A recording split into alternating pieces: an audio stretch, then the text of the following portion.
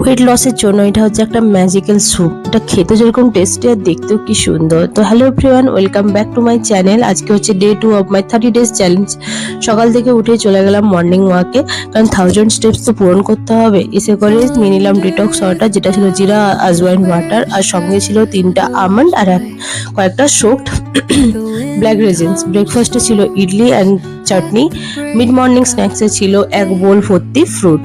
আর লাঞ্চে ছিল ভাত, পালং শাক ভাজা, চিকেন আর স্যালাড। তারপরে বিকেলবেলা নিয়েছিলাম 2টো সুজি রাস্ক, আর সঙ্গে ছিল 1 কাপ চা।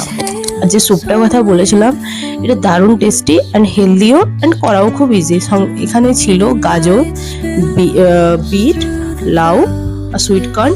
সঙ্গে ছিল একটা পেঁয়াজ, কয়েক কলি রসুন, আদা, আর ছিল তেজপাতা আর গোলমরিচ। ব্যাস, এটা জাস্ট আমি নুন দিয়ে সেদ্ধ করে নিয়েছি। আর তারপরে এটা আমি মিক্সিতে পেস্ট করে নিয়েছি যখন এটা ঠান্ডা হয়ে গেছে।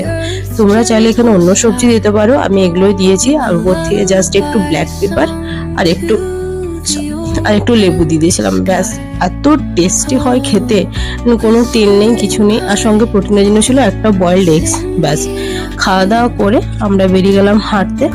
বাট দুঃখের বিষয় হলো আমার আজকে 10,000 স্টেপস কমপ্লিট হয়নি।